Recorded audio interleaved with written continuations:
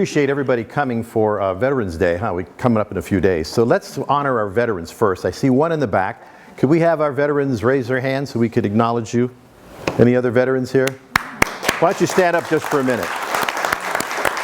No, that's okay. Thank you very much. We really appreciate your service. So yeah, that was my story, and I really loved history so much I decided to start writing on it.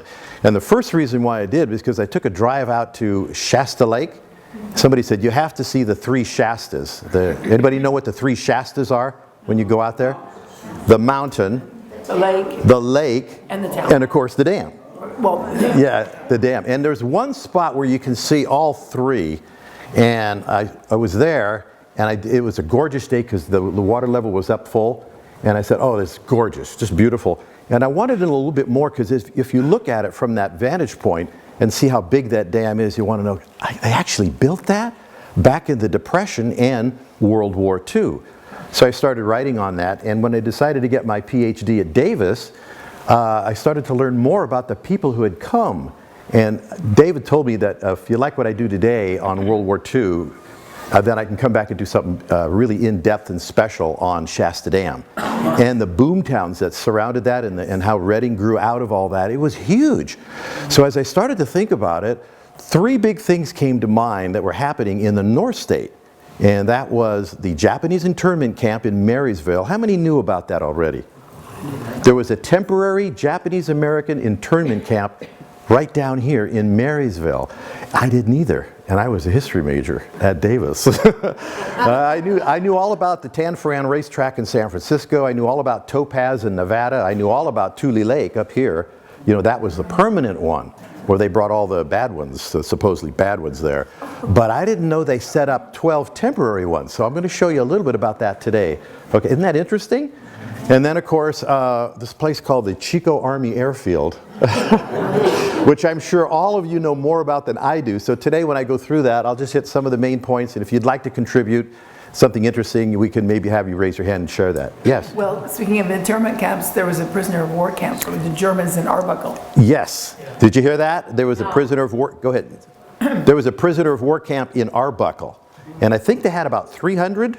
Right, and interestingly enough, some of them stayed after the war because they knew they would be going back to complete devastation, and were treated so well that they preferred to stay in the States after. Isn't that amazing? Isn't that great? I know, it's really interesting. The man who was in charge of building Shasta Dam, which we'll get to a little bit later, and I'll do more in another presentation, Frank Crow, I don't know if you've ever heard about him. I have a major book on him that I published. In fact, it's my biggest professional publication, America's Master Dam Builder. He was asked when the war ended, he went home to his house, his big beautiful white house on Placer Street there, not far from where I lived, and he got a phone call from the War Department. This is right after World War II ended, and they said, we've heard about your work on Hoover Dam, Shasta Dam, and all the dams in the American West. He is America's Master Dam Builder.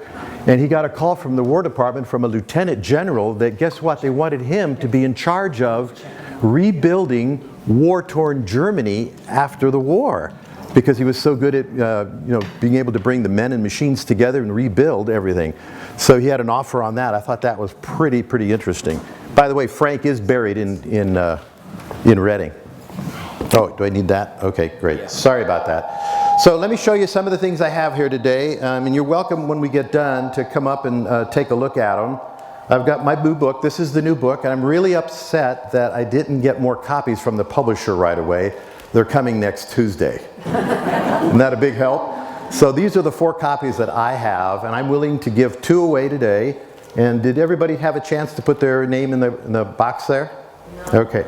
If you didn't, make sure you do that before or Dave, could you, there's some paper right here. Can you bring that back in a pencil form? So this is what the book looks like, and I cover a lot. I'll show you here in just a minute. Could you hold that for a second? Sure.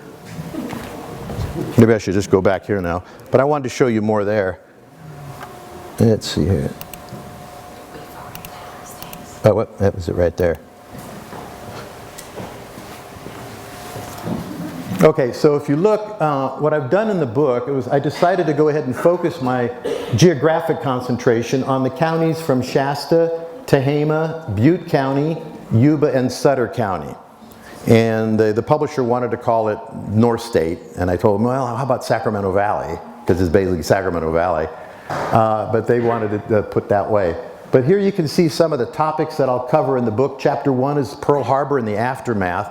And my gosh, you should see how the reaction was really strong from everybody in the valley here on what we should do and how determined we should be to get going into the war effort. And then the second one is on the Japanese internment camp at Marysville, just south of Marysville there. Then the Army-Navy Air Base here in Chico, and all the auxiliary fields. Did you know there were auxiliary fields as well? So I'll show you a picture what one of those looks like. And something on the war bonds, and of course women at work in the war and rationing. Man, they were going crazy over tires here in Butte County during World War II. And nobody was really comfortable doing retreads. You know what I'm talking about on retreads? I don't think we do that anymore, do we? I don't think so. I know when I bought my first car, that's when I was getting retreads on my Corvair. Yes, I owned a Corvair. Don't get mad at me. I owned an actual Corvair. I didn't listen to Ralph Nader. Chapter 5 on entertainment, education, and housing. There was plenty of housing here, but if you go to the Bay Area, what happens? No housing at all. It was really, really difficult to find housing in the Bay Area. And a lot of our people went there because what was there? Yes, there were jobs there, right? For men and women. So there was a big call for that. I saw that a lot in the paperwork. Chapter 6 on Shasta Dam, of course. And then what I did not do, and I won't do today because that's going to be in the book for you to look at, is the stories of some of the men and women who were in the military that were fighting either in the Pacific theater or in the European theater, and their stories. And there's several really good ones in there. So I'm sorry, I'm going to tease you with that one. It's in the book. It's my last chapter, and it talks about it. Some of them are really amazing, starting right off at the very beginning. One of our own local boys from the North State here was on a flight of B-17s that did something really special. So you'll have to look it up in the book to check it out. Anyway, that's where it is. Let's go ahead back here now and get started, I think, on this. This says clip on here. Oh, wait, I did want to show you a little bit more here. So when we get done here today, you can come up if you're interested. This is my mother-in-law's cookbook from World War II. Oh. And to see the page marker there? It said it canning, how to can. It was huge in World War II. Oh, yeah.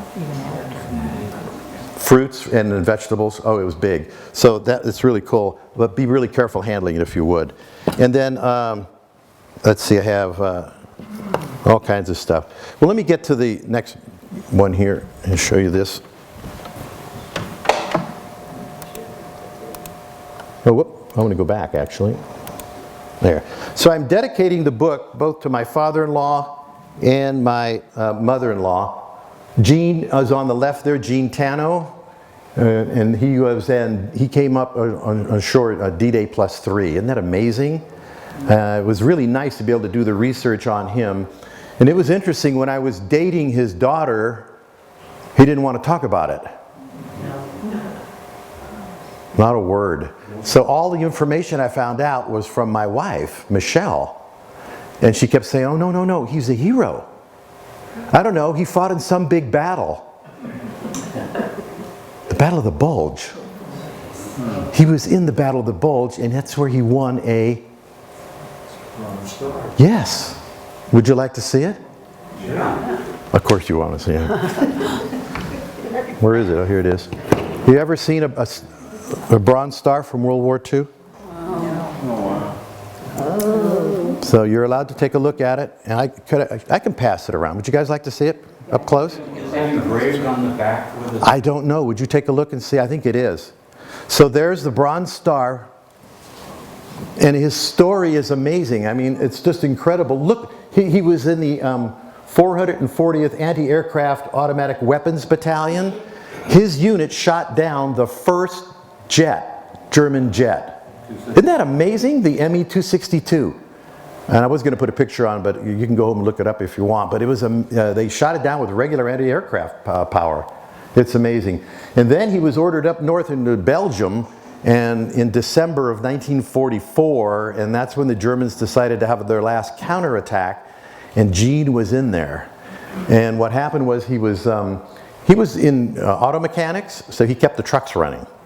And they were asked at one point to go in and try to get some of the men out. So he went in and was able to rescue, as you can see there, look at that, 55 men.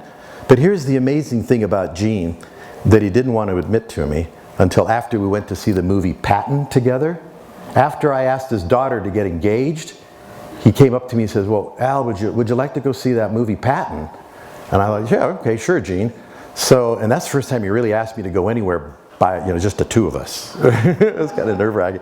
Well, you have to understand, these guys were incredible from World War II. Their personalities were so strong. I was so impressed. And anyway, that's when the movie was over. I noticed, by the way, when the movie was playing, there was this part in the movie Patton where it shows a truck in the snow, and the Germans are up there on the top of the hill, and they're dynamiting these trees, and they're knocking them over onto the road to block the Americans from trying to come in and help rescue the surrounded Americans. That scene in the movie Patton was because of my father-in-law, Gene. He was the one who came up with the idea of putting a special device on the front of the truck to be able to plow through those logs and be able to get the men out. But here's the amazing part about it. Once he got the first load out, he volunteered to go back in and get out more men. So I was just so impressed when I found out about it. So I'm dedicating the book to him. And then on the right there is his wife, Thelma. And guess what she was doing during the war? Well, those of you who know the Army airfield really well, where did they come from, the Army airfield? Where were they stationed first? Moffett? Yes, Moffett Field Naval Air Base, just above San Jose, the Sunnyvale area. She worked there, and I have her certificate somewhere. Oh, here it is right here. Oh, that's Jean's. Hers is here somewhere. Let's see. Oh, here it is. Nope. Well, I have it here somewhere. I'll have to look for it. She worked there working with the dirigibles. They had dirigibles going up and down the coast for surveillance, and she helped with that. Isn't that amazing? So I think that's where they kind of met later after the war, because Gene got a job there after the war in mechanics. So they ended up getting married in 1946. Isn't that cool? So, and she didn't want to share that either, although she was more than happy to tell me stories of the Great Depression. I'm thinking about doing another book after this one, but I want another year off because I'm doing some other stuff. What if I did a book on the North State in the Great Depression? Why not? I mean, the more I talked to them and my own mother about what she was going through, what we were going through in Lakeside and San Diego and some of these other places, how tough it was, and how together everybody was. That was the one thing that came through. They were all together. Isn't that wonderful to see that? And they all pulled for the same kind of effort to help the American, dream or whatever come through the best they possibly could. And the deprivations they went to. When I went over her dinner for the first time at their house, they invited me for dinner, and I sat down, and I thought, okay, she said, we're gonna have steak. Well, those people that went through the Depression didn't have steak all the time. And did they have it during World War II a lot? No, steak, no, meat was rationed as well. I've got the ration coupons right here. By the way, you're welcome to look at those. So Thelma brought out the meal, and you should have seen the size of those steaks, because it was after the war. We're in the 1960s now, and you're going to eat a steak, Al, before you go. It was huge. But that's what she was. She was a wonderful woman. Both these are just wonderful people. So I wanted to dedicate the book to them. Okay, and some of the other things that I got. One of my friends went over to Europe a few years ago, and he knew that Gene was on Utah Beach on D-Day +3. This is sand from Utah Beach. Talk about all kinds of, souvenirs. And then he went on a tour. They have tours if you go to Europe. Did you know that? You can do a World War II tour, and they take you to, guess where? The Battle of the Bulge. So my friend went and sneaked dirt from one of the foxholes. I know, I said, yeah, Gene was in a foxhole. He said he had to stay in a foxhole for a couple of days. He says, I'll get some of the dirt. So there it is, dirt from Bastogne. I don't know how he got that on board. So here's his cap. So There we go. that's the. Does anybody know what that is? What rank that is? Warrant officer. It's a junior grade warrant officer. Excellent, way to go. Gene was offered an opportunity to stay in the military, but he had had enough. He wanted to come home. By the way, if you want to read his commanding general's write-up on it, the report, this is a summary of the report for that citation for the Bronze Star. So that's what it looks like. It'll detail kind of what I just told you. Isn't that neat? Okay, so today, when I get done, I'll offer some of the other books for sale. These are some of the other things I've done. Shasta County in the 20th century. This was really fun to do. Automobiles in North State for the first time. In the beginning 1900s, they were crazy. They were driving everywhere crazy. There were no paved roads. It was just wild.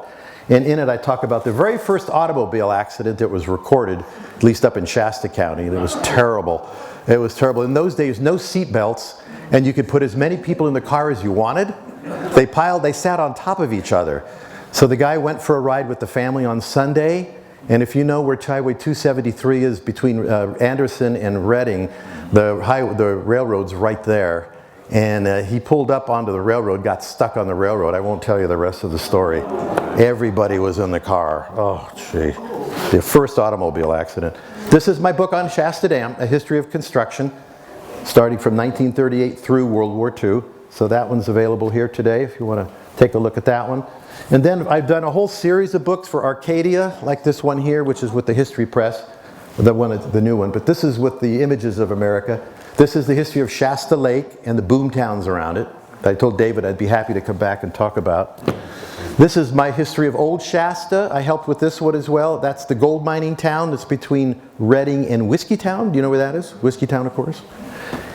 So I got Old Shasta. The history of Shasta County, they asked me to do that one as well. So that's the history of Shasta County. And here it is, the history of Reading. So those are all available. I don't know if they're going to carry them here because I know you have a lot of them already here for Chico in that area. Okay, and one last thing. This is my new book. This is my new major academic book on mapping Christopher Columbus. I got excited about it because I do historical geography, and I wanted to look at, he was just too confident when he decided to get in that ship and sail. And no one's been able to really nail it down, so I decided to take a look at all his previous experiences before 1492 and how he was able to come up with an idea of historical geography on knowing what was happening in the Mediterranean Sea was being duplicated in the Atlantic. How many of you know what a gyre is? An atmospheric gyre. The system of winds and currents that circulate in our oceans today. Right. I think he knew about it. He knew because he had gone all the way up to Iceland in the north. I never knew that. And all the way down to Africa when he was a young man. So he learned all about the currents, and I put together 90 maps in here that I think helps explain it. I was so excited when Ilaria Karachi here, she's the #1 European scholar on Columbus, she said, Al, you've got something here. So she decided to write the foreword to it, and we published it. So that's available as well. Okay, we better get going because we have a lot to do here. What time is it? 10:25. Oh, gee. I knew this was going to happen. All right, so we'll just hit some highlights here, and then you can chime in. This is FDR giving his speech on the Day of Infamy. One of the things that he said that I've never played for my students before, that I should have, I don't know if you've listened to the whole speech. He gave that on December 8th, 1941. If you listen to the whole speech, he talks about, I've received reports of submarine activity attacking American ships between Honolulu and San Francisco. I didn't know that. I thought the only thing he was talking about was the Japanese attack on Pearl Harbor. No, there's ships supposedly being torpedoed. Were there? No, there weren't any. But he mentioned it in his declaration of war speech. But guess who it freaked out? Californians. All of us here in California. If they're torpedoing ships between Honolulu and San Francisco, they've got access to this area here, to our coastline. So does that kind of give you an idea why we're going to respond the way we are? In just a second here, when I show you the North States response, they start getting nervous because they thought that carrier fleet that was out there, the 4 aircraft carriers, could actually come closer and maybe possibly launch an air attack. Okay, and isn't that cool photograph? Look at that. That boy is up in Reading and he's selling a paper on December 8th. It's the very next day. Can you read the headlines? Just declared war with Yeah, and it was all on the front page. That's a special edition. That already had one that came out earlier in the day. And the same here at the Chico Record and the Chico Enterprise, and then the Marysville Appeal Democrat. They all had special editions on what was going on. And the front pages are all just totally covered with the news. But a lot of it is contradictory. So there's all these going out there? Rumors and misinformation, and people are starting to overreact. You start getting scared. Sound familiar? So here's some of the citizens in Chico reacting. Let me bring this over here so I can read that. Can you read it? Yeah. So James Wright says, "We must all do our part." Carl Fano said, "There's only one thing to do," and he went on to talk about enlisting right away. Frank Enlow here in Chico said, "The Japanese were foolish to mess with the United States." And then another resident said, "There's no reason for me to form an opinion."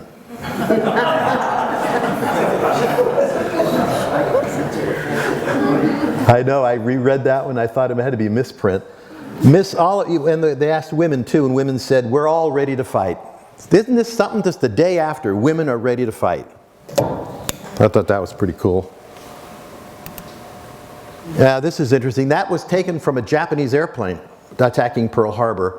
And you can see some of the, so you can see the information there. So once again, I think I'll just keep this here. Some of the first casualties there were some, right away there were some notifications coming, and then they shut it down because they had to have just a military communication. But the first initial reaction were from some of the families reporting in. Harold McCutcheon in Yuba County, Donald Ross in, let me see here. McCutcheon was newly enlisted in the Navy. He was killed in action at Pearl Harbor. And Ross there, you see, 21 years old. He was at Pearl Harbor, listed as a casualty. No further information was given. And Kiefer there, you see Kiefer from Butte County. He was on a minesweeper, which they found out later, thank God, like the aircraft carriers were what? They were out to sea. They were not in the harbor that day, so he was saved. But for about a week and a half to 2 weeks, the Kiefers didn't know what was going on with their sons. See, and that was the worst part. You got notifications, but you weren't sure what was going on. So the War Department wasn't sending notices out yet. So right away, the reaction was the Japanese are going to attack, so we better start doing what? Looking for airplanes. Yeah, we got to set up spotters. And there was no central control on it. So here in Butte County and in Shasta County, everybody was kind of doing their own thing. And as you can see here, some of the spotters would go out with binoculars and try to take notes and report what was happening. But at first, there was no centralized location. And I'm trying to think here. Eventually, there would be 14,000 observation posts set up nationwide. Is this thing stuck on me? Isn't that something? I didn't know there was that many. 14,000 of those. And the reason why they were worried is because those Japanese aircraft the dive bombers that were on the aircraft carriers, they carried one 550-pound bomb and two 130-pound bombs under the wings. So each plane could do a lot of devastation. So they wanted to try to pick them up as close as they could. Guess what kind of airplanes they actually saw? Ours. They didn't see any, it was all our airplanes, but they reported them as Japanese planes, of course. Oh yeah, I saw the markings on it. It had that circle, that red circle. Oh, yeah, I saw it. And a lot of them were coming in as night observations as well, which were really, not too good. Okay, so the local Call of Duty went out there, and this was interesting from the Reading Record. I like this saying because if you can read that, it tells you basically how everybody in the North State was preparing. So I'm going to read it. In the days to come, this individual pledge to support is going to be more than a phrase.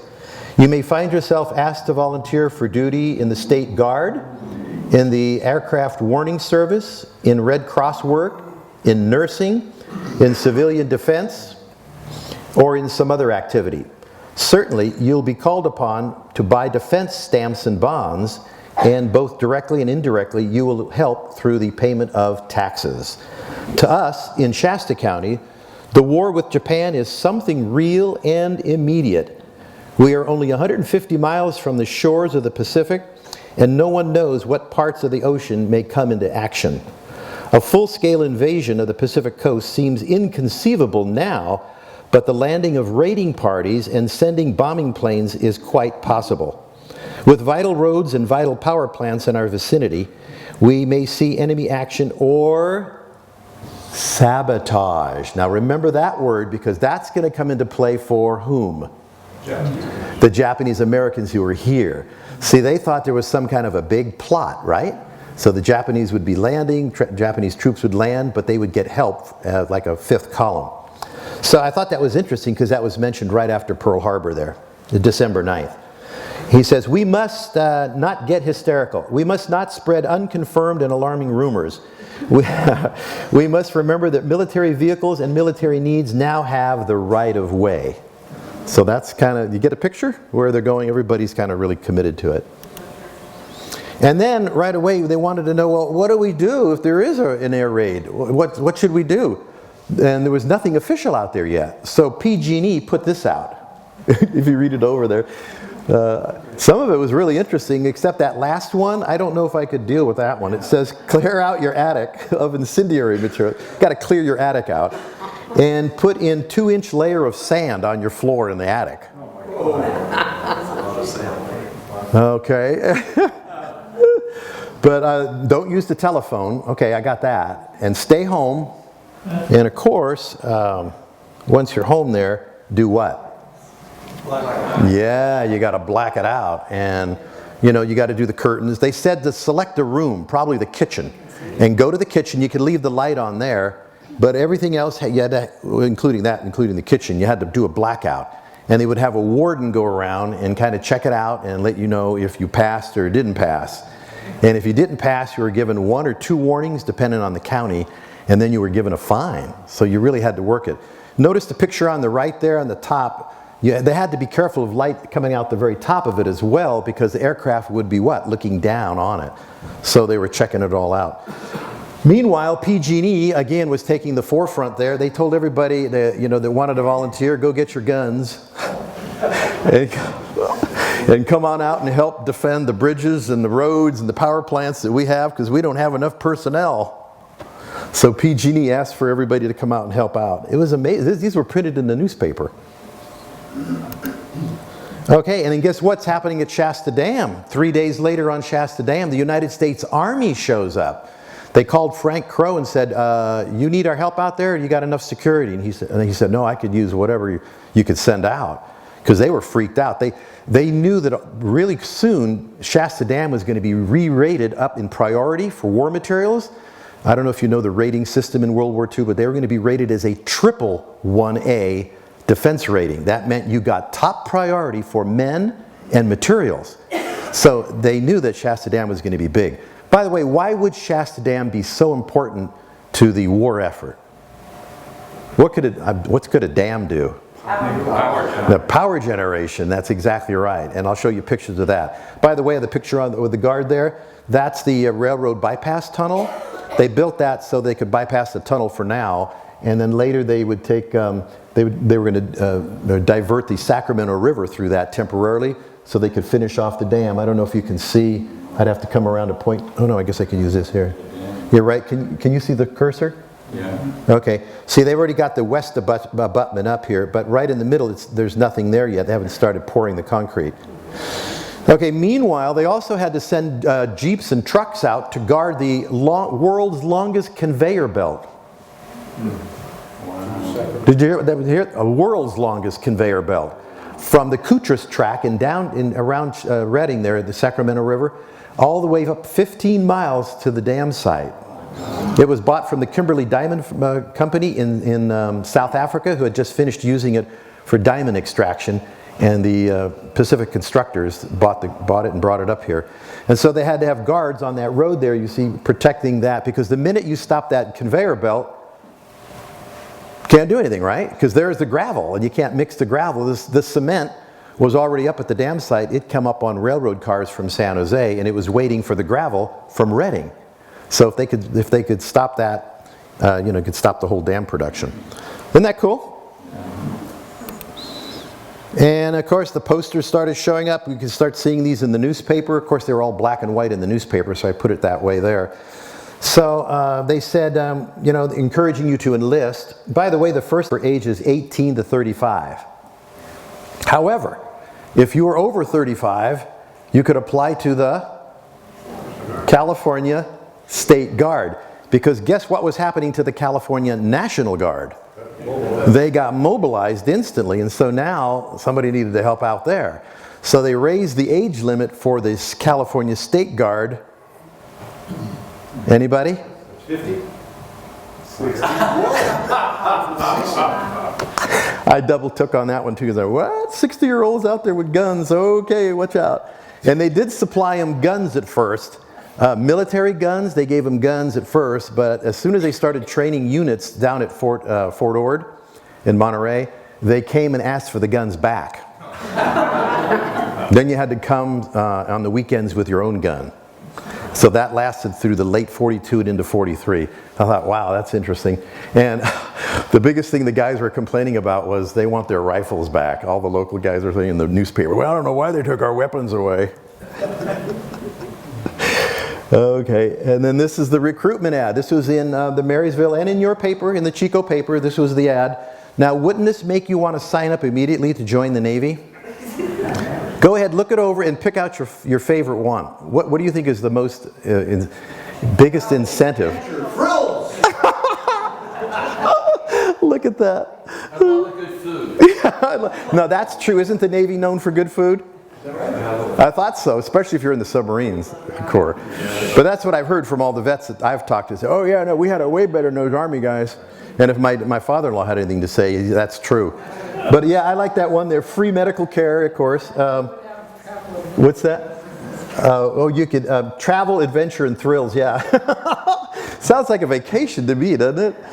I know. So anyway, good food, plenty of it. Yeah, good pay. And they did have the part about the retirement, and the part I remember that Gene's, his best friend was in the Navy during the war, and he told me that he did get his superior training in the Navy that helped get him the mechanic's job after the war. As soon as he said you were listed as a mechanic in the Navy, you successfully completed your tour of duty, that the people hiring here in the Bay Area, he got hired in San Jose like right away for the Navy training. But I love that poster. By the way, you remember that poster because when we look at one of the pictures of the secretarial work at Shasta Dam in the secretary's office, you can see that poster hanging up in the back there. So that was a pretty popular poster. Okay, so guess what happened 3 days later? Germany and Italy decided to declare war on us. Isn't that wonderful? Now we're fighting, and that made it tough for Gene. He was an Italian American, like I am, and you know, it was like, whoa, uh-oh. Of course, Gene had no hesitation about joining up anyway. But there it was. And now look, how did the Chico residents respond to that one? Well, there you can see it there. Let's see there. Did I put that in there? Oh yeah, right there. Now it's a real global war. They'll be fighting everywhere. That was one of your Chico residents. He said that on December 12th. And by the way, on that date, we started to get some notifications. Families were starting to get notified what happened in Pearl Harbor. And you can see here Richard Miner of Reading, who was killed on the USS Arizona, serving as a Marine. So he was the first Gold Star World War II family in Shasta County. And then Keith Milburn, 21, from Red Bluff, he was killed in action. Parents notified, but no details. Mrs. Edith Woodrum, Marysville, received a cablegram that both of her sons, this was a good cablegram, Carol and Dwight were in Pearl Harbor and they survived the attack. So she was really excited on it. And one of your residents was coming home. She was there vacationing in Honolulu, and she was given a boarding pass to come back on one of the early hospital ships that was bringing the severely wounded from Pearl Harbor. They needed additional medical attention in San Francisco, so they had this hospital ship coming back. She got on it, and she told her story in the Chico paper. And she was saying, people seem to be more nervous in San Francisco than they are in Honolulu. Does that tell you again how freaked out we were getting here in California? So that's what she said. So fear grew that Japanese would follow up their attack on Pearl Harbor. reports started to include unmarked Japanese planes or airplanes flying overhead. Japanese language radio transmissions were supposedly being reported. And small boats were cruising on the shoreline at night. You know where this report was from? Bodega Bay. Do you know where that is? Fishing boat. It's fishing boats. Well, no, they're coming ashore. People loitering near electrical power plants. Guards. So these are the kind of retorts. So between angry and terrified public and worried military leaders, pressure mounted for the government to do something. And so they did. And guess who acted first? It was the FBI. They worked in concert with local officials to identify Japanese persons who did not hold citizenship papers. So the Red Bluff Daily News reported that the FBI had seized papers and other possessions belonging to the Japanese as early as December 8th. But they kept scouring the North State looking for Japanese. Now most of them weren't clustered here. Do you know where most of them would have been? San Francisco. San Francisco's a big bunch, and Sacramento area, just north of Sacramento in the Yuba County area and Sacramento County area. There was a lot of them there for the farming. Yep. And so the same day, now this is really weird, the very same day on December 12th, George Kitlin, he's California's finance director. What's he got to do with the war? He went ahead and told federal authorities that they had land available, listen to this, for 12 relief camps, temporary, to act as internment centers for alien Japanese. He volunteered land up here so they could put some of the Japanese up here to then decide what to do with them later. Okay? I didn't know about that because I had heard about the permanent camps, but not these temporary ones. Well, he's the one who suggested it. And guess who picked up on it? General DeWitt there. Do you see his name? He was the commander of forces on the Pacific coast based out of San Francisco. And he took that message plus all these reports he was getting that most of them were false, and he told the president, Franklin Delano Roosevelt, that action needed to be taken to do something like right away. People were getting nervous about it. Now, here in Chico, how did people respond to the Japanese Americans? I've got something here from Chico Chief of Police, C.E. Toyer. He said, "There's no cause for alarm here. The citizens are urged to go about their regular business as usual. Foreign nationals, as long as they cause no trouble, should be given every consideration, and they will certainly be given police protection. We must remember that there are many American nationals in Japan, and any outbreaks there might lead to reprisals." And then the school chief here in your county said, "For 2 years, Chico school teachers and officials have been coached how to handle just such a war emergency." Well, you do know, Hitler was building power starting all the way from 1933.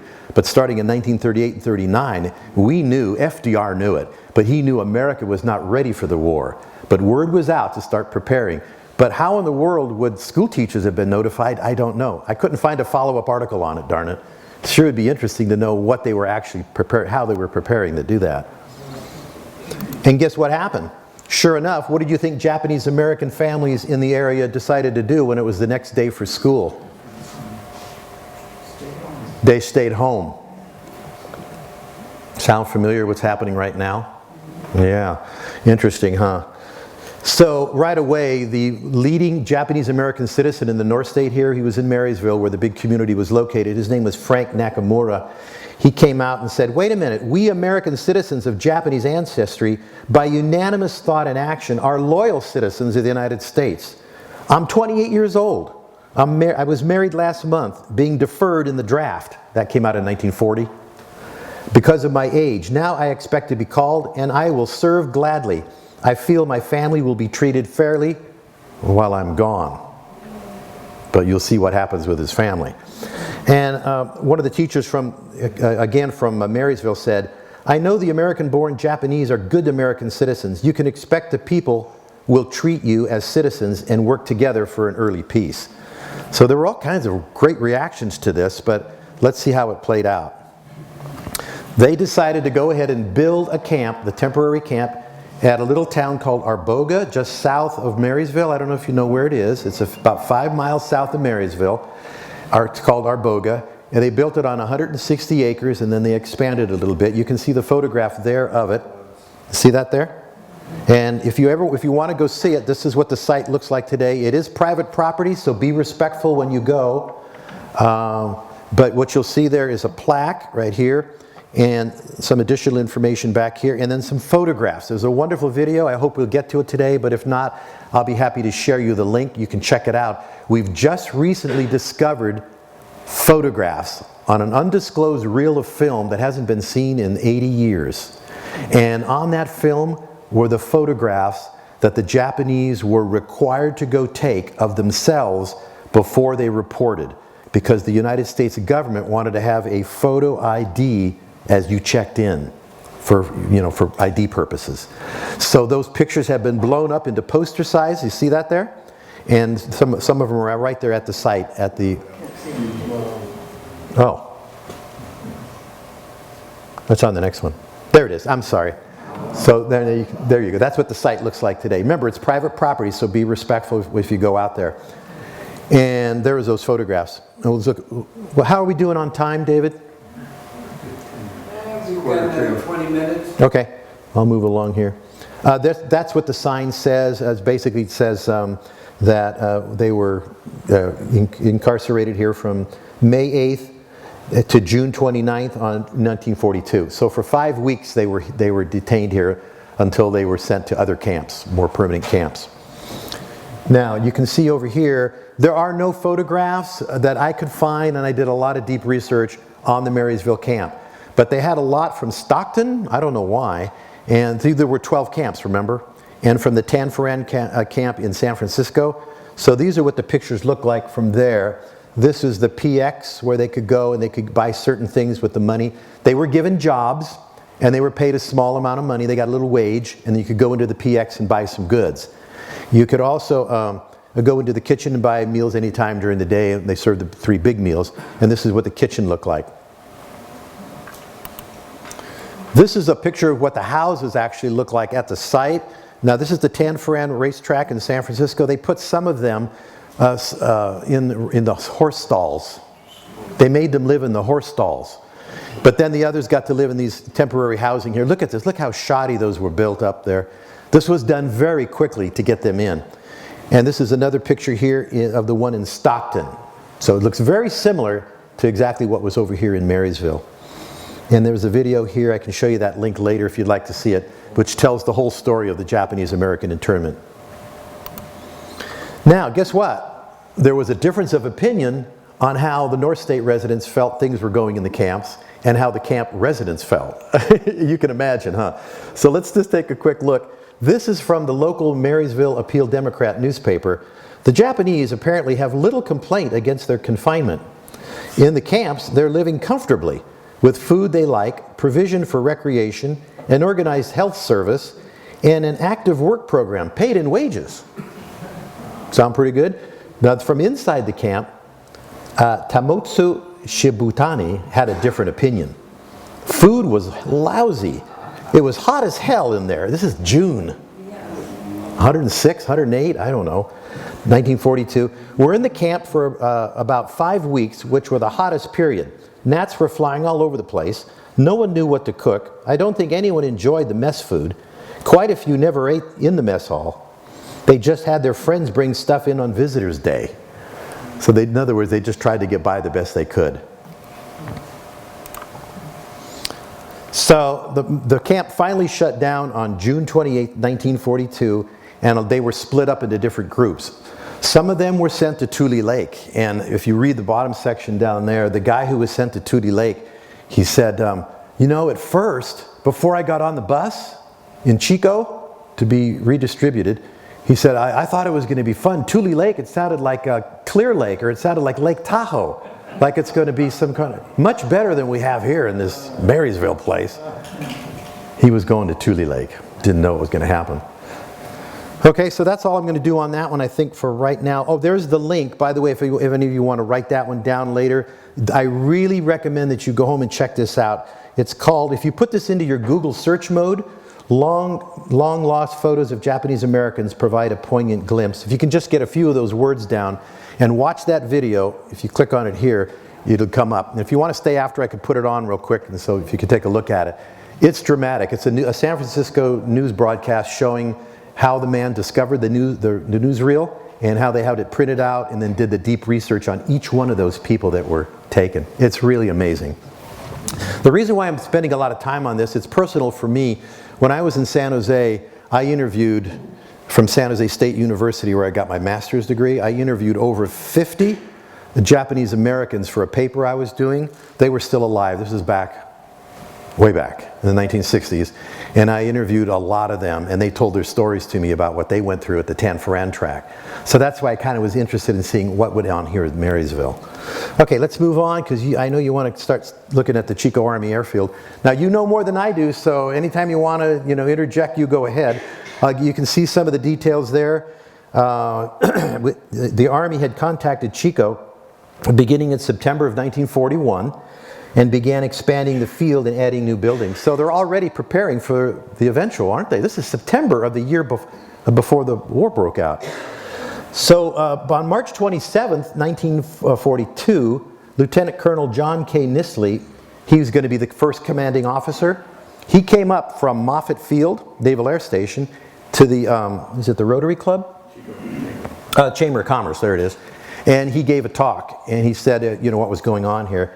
He said there was going to be, let me see here, 5,000 cadets eventually. The government was going to spend $2,500,000 on Chico Airfield. And that it was going to be 9 weeks long of beginning and intermediate training. Quote, they will not be raw recruits. They will already have some experience in basic training. Each cadet will have, ready for this one, 12 hours of intensive work and an additional 3 hours tacked on when night flying is done for a 15-hour day. Flying all around up here. And that's from the Chico Enterprise, same March 28th. Let's see, what else did I want to see? So, okay, let's keep going. And here they are putting the field up. I think this picture a lot of you have seen if you've gone out to the museum there, Chico Air Museum. That's what the airfield looked like. Now, this is Mud Creek here. And so this is north. This is the road going out to the airport. We all know it, don't we? Sure we do. And am I right? This is where the Chico Air Museum is today, where the cursor is. And then the airplanes are parked right out here for the classic airplanes, right there. So the barracks were all in this area right in here. See that? The barracks are right here. Oh, it's still... Oh, wait a minute. No, that's it. Yeah, this is it. Yeah, I'm trying to show it. Sorry, I'm trying to show it from here. Maybe you could point to it. We don't have. Oh, okay. Let me go over here. So the Chico Air Museum today, well, do I have a... Yeah, right over there. And the barracks are right in the middle. And that's the road going into it. So you all know where that is, right? I mean, it's right out there. So you've all been out there. But that's what it looked like in 1942. Okay, let's move along here. And some of those photographs should look familiar. You know what I really enjoyed seeing? David, could you help me with this cable? Is this all the slack I have on it, or? No, get some more. Because I'm having to bend over too much. I'd rather put my glasses on. Should I just tip it up and... Oh, I got it. I I didn't pull the cord out. Can you still hear me? Okay. There we go. Look at that picture on the right. Those are flight simulators. Isn't that cool? You sit in that little box and then the guy who invented it, his name is Mr. Link. Mr. Link. Yeah, I had his first name too and I lost it. It was called the Link ANT-18, called the Blue Box. And I saw it on a movie 2 nights ago. I was getting ready for this and I'm watching this movie called Mosquito Squadron. And they showed this training center and it was a blue box in the movie because it was a color movie. And the guy's going up and down like this. They were twisting him and he's trying to steer the airplane right. He's jerking him around going up. And then they shut the lid on it. You see the lid on it? Up here, up right in this top part right in here. They can close that lid down on it and make him do instrumentation flying. So it was really cool. And this is pretty much the planes that they flew. It was the Vultee B-13 and B-15 models, BT models, as you see there, trainer planes.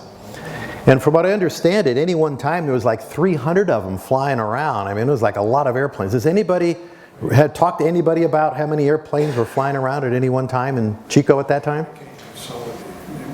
A lot of them, yeah. Okay, let's go through here. So there's some more pictures. Look at that. Those guys are getting checked out for their bunks, huh? Some more of the planes flying, the parade grounds here. Let's keep going.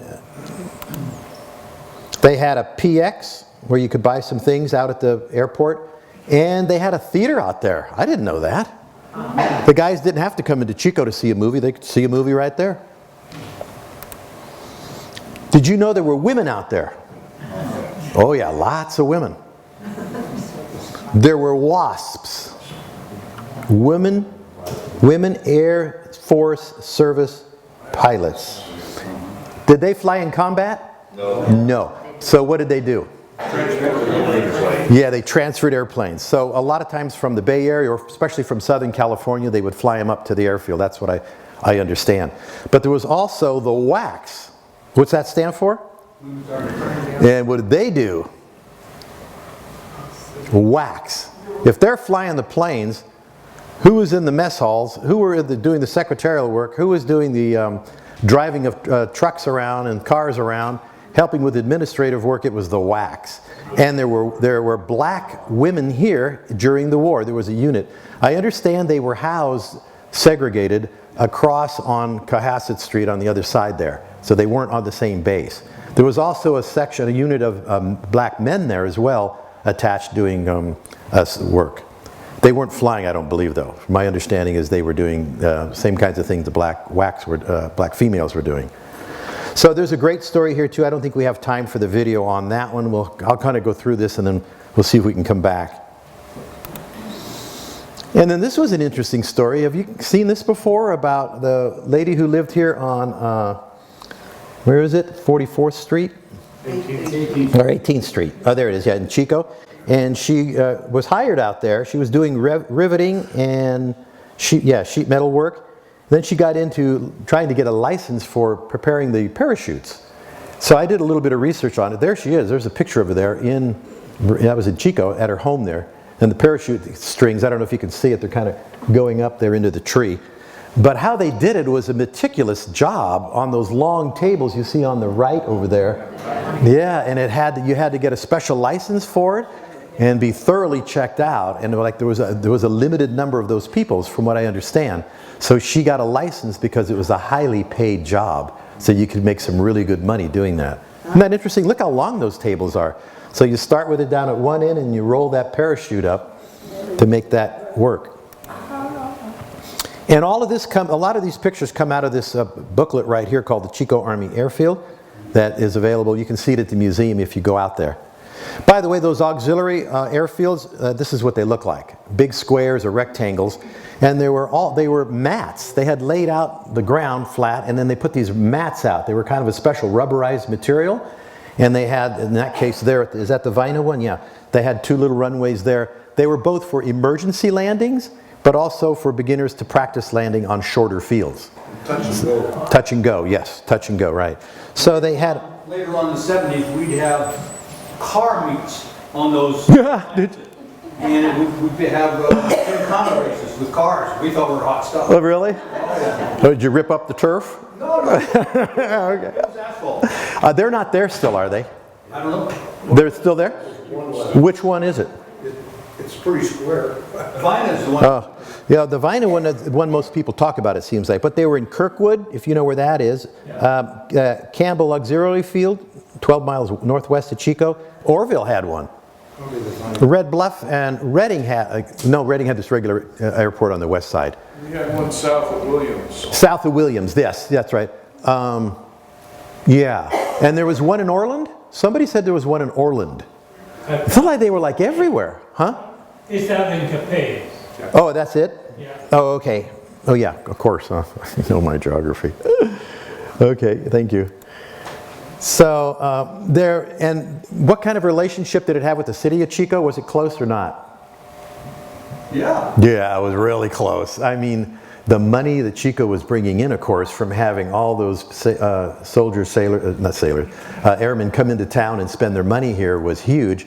Plus, there were all kinds of events. You'll see in a minute here at the USO Club. But there were big concerns about the monetary aspect of closing that base when the war ended. And this had to do a little bit with that. It came out of the Chico record on October 26, 1945.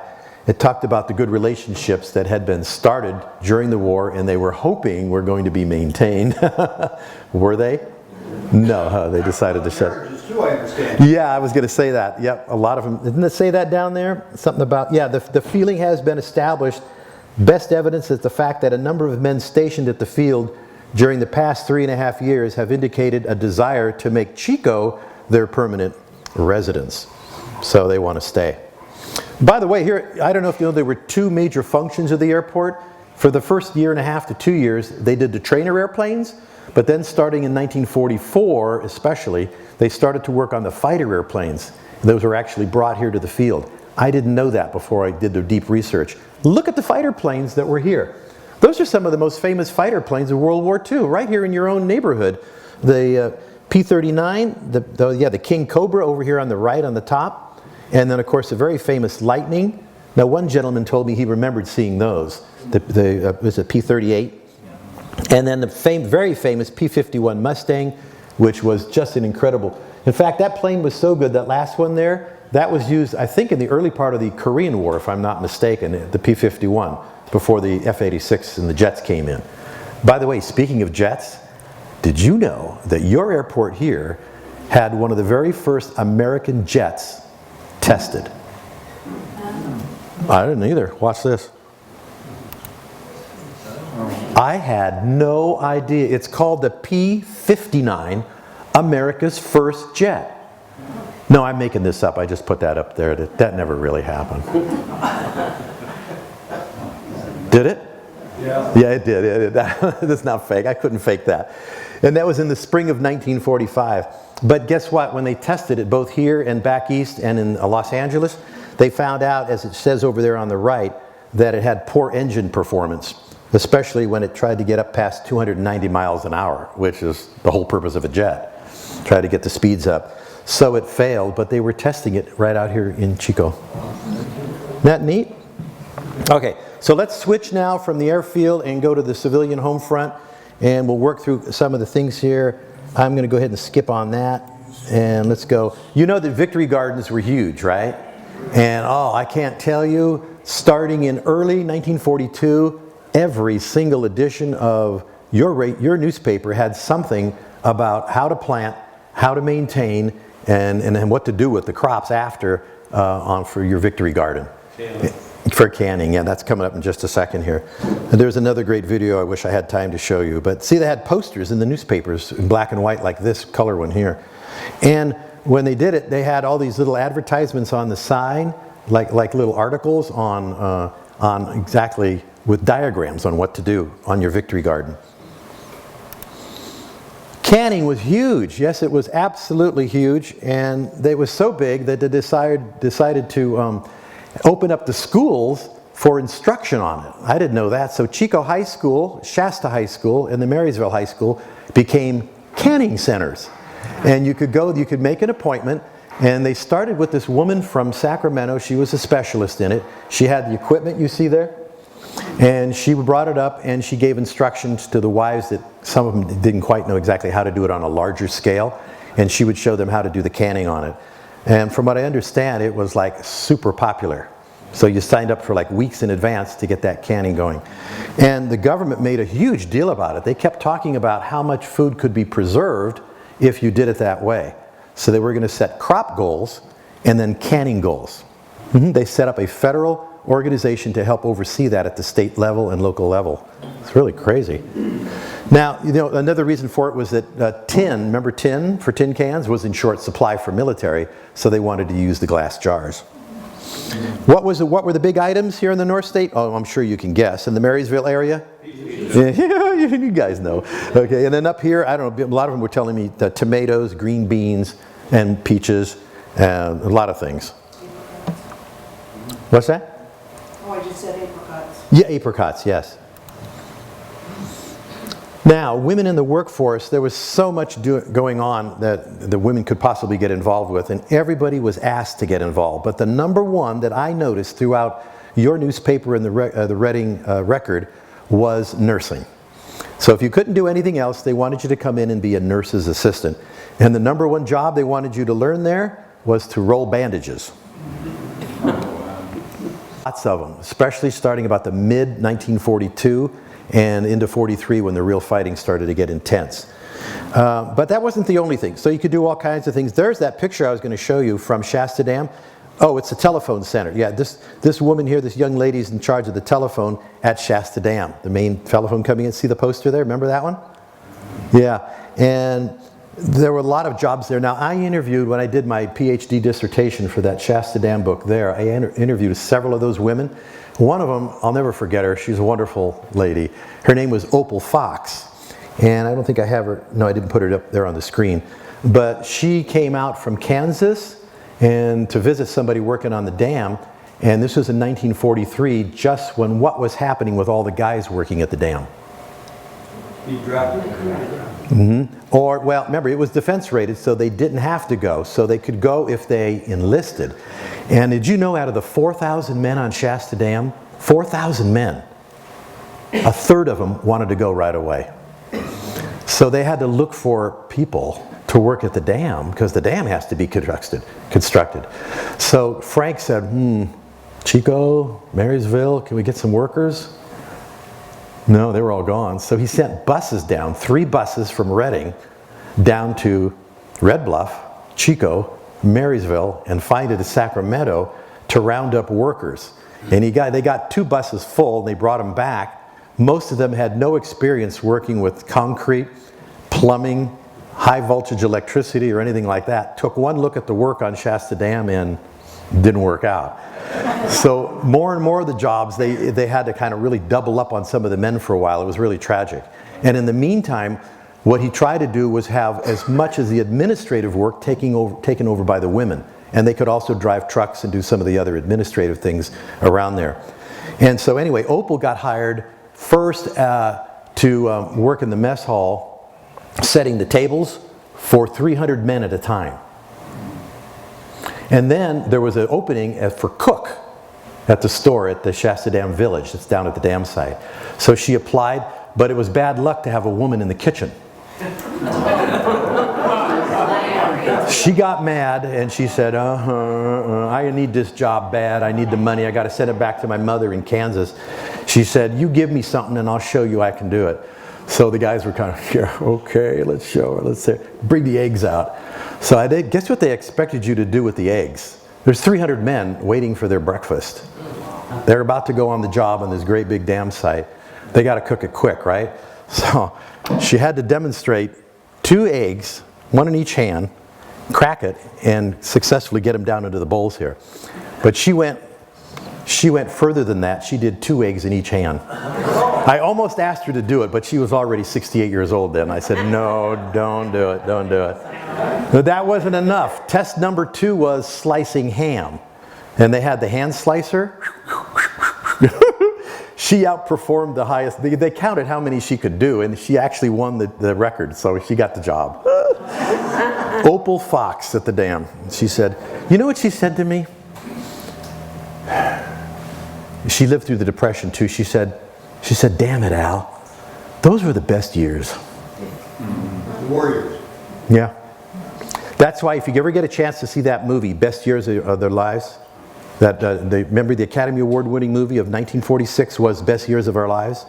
That was about the 3 returning vets, 1 Navy, 1 Army, and 1 Marine. And they all come back and it's their story and how they try to re-engage in society. And I kind of understand what Opal was saying. Anyway, it was amazing. So these are some of the ads in the newspaper, your newspaper. So on the left over here with the food prices, I'll draw your attention to rice up there. Rice. In 1942, rice became the _1 crop in the county called Butte. Walnuts dropped to number 2. And there you can see the prices that you had to pay in the store. 13 cents for, what is it, or 12 cents for the 1 pound bag. I thought that was interesting. 12 cents for the 1 pound bag, but if you bought the 3 pound bag, it was only 35 cents. So how much did you save? A penny. But was a penny worth a penny in those days? Yeah, yes it was. And the walnut prices are down there. So I thought that was funny. And the dry goods, there was a picture of the dry goods over there. There's some of the food stamps that were used. Okay, we better start moving. Oh, tires. Tires were the biggie. Remember we talked about the retreads already. Oh yeah. So in middle of 1942, you could not go buy a tire. You had to go to the county office and fill out a form for requesting a tire. And then you would be contacted. The request, of course, would have to be, how is it related to wartime functioning? And if you could show that. Now, everybody had great original ideas to put down on the form why they were necessary and they needed those tires. They were getting tired of doing retreading on the tires. But I found out a story here. What was his name? Darn, let me see if he's on the next one here. Nope, not his on. Let's see, do I have it? From Gridley, his name was Richard Cochler. He was good at it. He could retread a tire really well. In fact, he was so good at retreading tires that he started going out all around, and the Chico Army Air Base found out about him. He went out and did tires out here. And then guess what? He went up to Reading. Then word got out. He was so good they hired him to be the regional retread expert. And you would call him up, and then went on from there. He went to the Bay Area and actually to Fort Ord in Monterey even, and was doing work down there, putting on instruction for the military guys, getting training on how to do retreading in the Army, because they're going to have to retread tires too. Go ahead. And all the tires had tubes. Had tubes, yes, yes. Did you hear that? They had air tubes in them. Yeah, they weren't tubeless. So that's what it was like. They were one of the biggest things that were under rationing. Oh, and this is really, really funny too, on how to keep your car in order, because you don't want your car to go down, because there are no new, you can't buy any cars. They're all military vehicles now. And it went through 6 points of what you were supposed to do. Of course, if you couldn't do it, they would be more than happy to do it for you for the price. Okay, and then more women at work helping, especially with the salvage drives over here. Now, I don't know where it was in Chico. I tried to find out. In Reading, it was across from the Cascade Theater on Market Street, if you know where that is. There was a big empty building there, and everybody could bring their tin, their metal, all kinds of metal stuff, their paper products there, as you see on the right. Paper was also a big one. They showed you the 4-step process of how to take care of your tin cans and tuck away the 2 little lids on it, and then you bring it into the store. Isn't that interesting? And now entertainment. The radio was number 1. And I went through the radio programs. They're in my book, so if you look at them, I'll tell you what the famous radio programs were the most listened to, according to your newspaper, that most of you people were listening to here in Chico. But the biggest thing seemed to be the newspaper ads for movies were really hot. People wanted to get away from the war, and especially get to like some thrill action movies, those kinds of things. And the 2 biggest theaters for me that I remember seeing when I was doing the reading were the Cascade Theater, that I've been to many times here in Reading. I don't know if you've been to that one.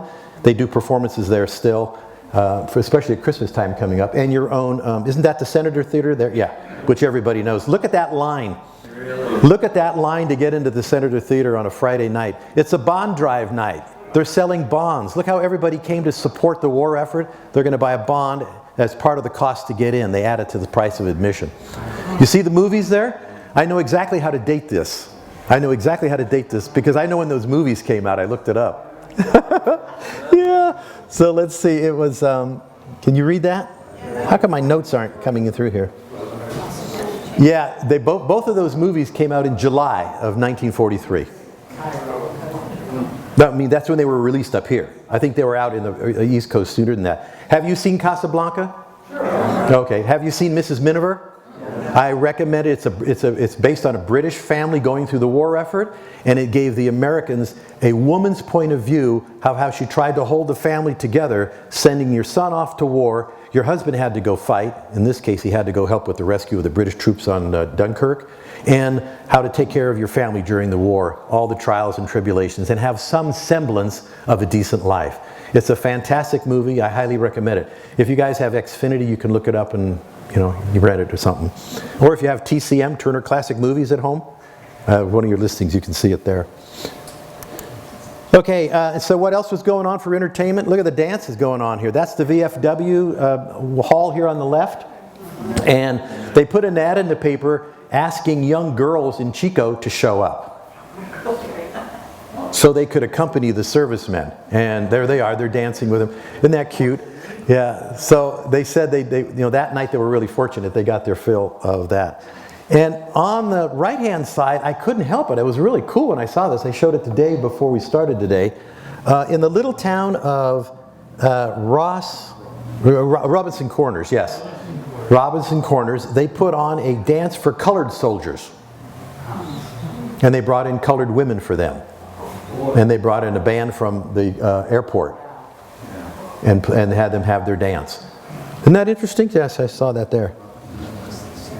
But it was expected that young women would go to these USO clubs and spend the evening helping out. So there's letters from home. I'm going to save this for the book. We're going to go ahead and move on. There were some really interesting letters. I really want to, I don't know if you've heard about the family that lost all 5 sons on the ship. Okay, you know about that one. We almost had that happen here. I don't know if you know about the Hoffmans or not from Marysville. There's their story. It's in the book if you want to read it. First the husband went. He died. Then the 2 sons, first the 2 sons went off to war and they both died. One a Marine, one in the Army. Then her husband went off and he died. He was killed. She had a teenage boy left. He was 13. And she had a younger boy. So she had 4 boys. 2 had already died. Her husband died. It's December, right before Christmas. And she was hoping she was going to get good word from her husband. But this was the telegram that came. This is I had to cut it down. But if you read that, it talks about, this is from the newspaper reporter here in Marysville, talking about how sad it was. Like, don't complain because this woman is giving the ultimate today when she got the news that her husband was also dead. And she did not know at the time where her teenage son was, because guess what? When the teenage son had found out that the 2 older boys had been killed, he ran off. Too young to join the army, but he wanted to work somewhere close to the actual war effort in Sacramento. They found him later on the streets in Sacramento. So all she had left at home was her 6-year-old boy, Ronald. Isn't that something? I had to report that one because that's like the ultimate sacrifice. Okay, that's all in the book. This is what the newspapers look like. U.S. declares war on Japan. So the front page was almost always war news, and it was almost always international. And sometimes national, hardly ever local. If I wanted to find out local stuff about what was going on, I had to turn to page 2 or 3, which you can see here. And they did want to clue in all the towns. So look at this one here. Gridley, Biggs, Live Oak, they were, all the local news. So Mary Jones went for lunch to visit Elizabeth Shuckley, last Tuesday. Those still stories were in there. Isn't that neat? So what are we trying to do? Maintain a semblance of normalcy here in America as the war goes on. But people wanted to know more about the war. Look it up here. Like, they had all these interesting little insets for you to look at. I didn't know how fast a bomb dropped. Not that I really cared. But there it is right there. It's called a bomb drop from 12,000 feet will be traveling over 700 miles an hour when it hits on impact. And you saw these kind of pictorials throughout the newspapers here. Along with what? Cartoons. And most of them were war-related type of cartoons. This guy wants to ask her out for a date. And of course, she says, well, that'd be great with me, but the boss, guess what the boss says?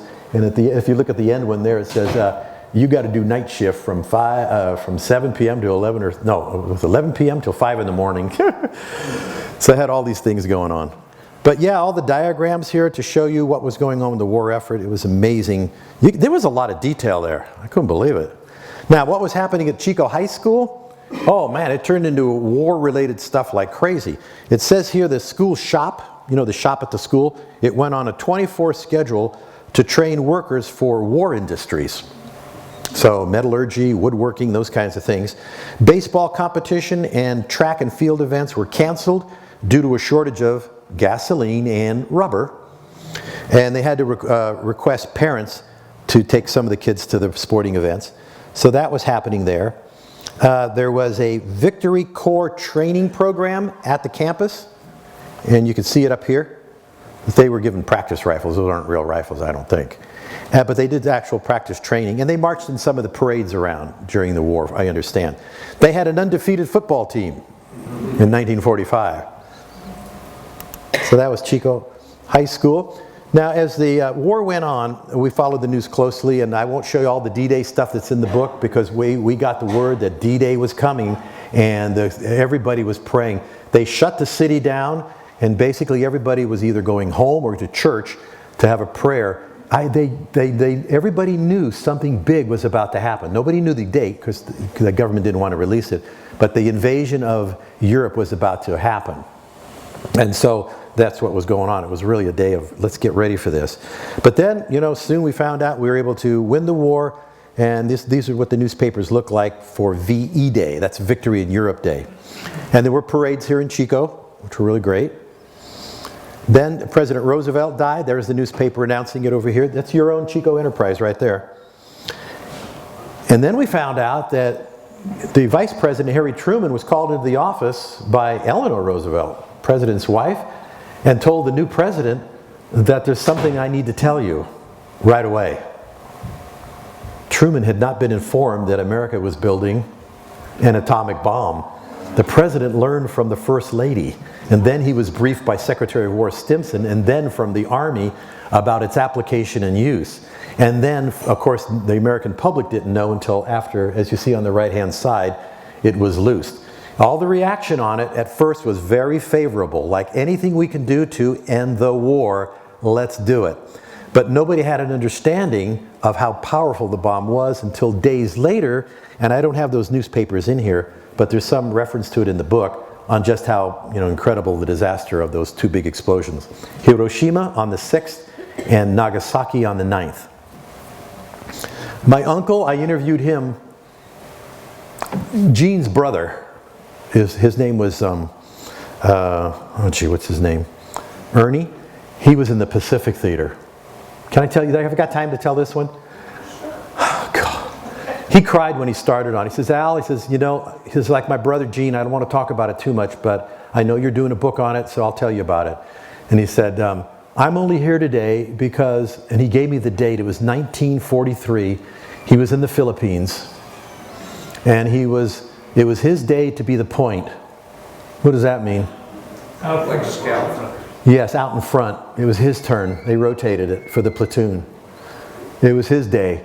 And so he got up to the front. He was getting ready to take his position in the front. And when the commander came over, whoever commanded the platoon, and says, I want you to go down the hill and get these supplies. You know exactly where to go. You know what to get. You know how to do it. I guess that had been one of his routines. So he was replaced that day to go down the hill. And the guy who took his point that day was killed. He was killed by the Japanese. So he cried through that, and then he was telling me, he said, thank God for the atomic bomb later, because we were told about how bad it was going to be if we had to invade the Japanese home islands. Kyushu, Honshu, Shikoku, Kyushu. And, I said, my God, it would have been 1 million of us dying there. So that's why they did it, yeah. Anyway, that was your local paper there responding to what it was like. And then, of course, the final VJ Day, when the Japanese finally surrendered after VJ. There's a parade down, isn't that Main Street? Main and 3rd Street, is that correct? No, I mean Broadway, yeah. It's Broadway, not Main, yeah. Broadway, okay. Yeah, isn't that cool? Okay, so do I have time a little bit on Shasta Dam, or should I stop here? Should I stop? No. She said it's almost 11:30. So why don't you have me come back and do Shasta Dam? Just I'll go through the pictures. There's the 3 Shastas though, see? Shasta Dam, Shasta Lake, Shasta. Look at the mountain. Look how full the lake was. See why I got excited? It wasn't like that in 1976, so later I'll tell you what it was like. Oh, there's Frank Crow on the left. There's America's master dam builder on the left. See him right there? That's during the very early excavation of the dam. That's how they delivered the concrete. See in those big buckets? They're dumping it right in there. And there's some of the work going. That's right about when the war started, right there. See? There's the powerhouse, and over here, my pointer is, those are the penstocks coming down. Those penstocks are so big you could drive a truck through them. That's the giant head tower. That's a story in itself. He invented the head tower, the modern distribution of concrete and how to do it quickly over large jobs, Frank Crow. I know. And there's some more, there's that young lady working at the dam. Look at that smile on her. Isn't that great? What a smile. And that's what you look like. See those pants there? When that guy took those pants off, they could stand up by themselves. Day after day, how many hours working on that dam, all to help get that power going. And there's Frank, the big boss from Denver, showed up that day, Walker Young right there in the middle. This man there in the middle, Walker Young, he was the chief engineer of the Bureau of Reclamation for all projects in the western United States, basically all the dams. So he knew Frank very well.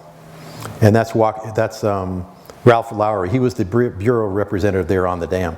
These are some of those special houses that were built for the dam workers. Thousands of them coming from the Great Depression looking for some work, any kind of work. Okay, I got to stop. She is going to cut me off. I'm done.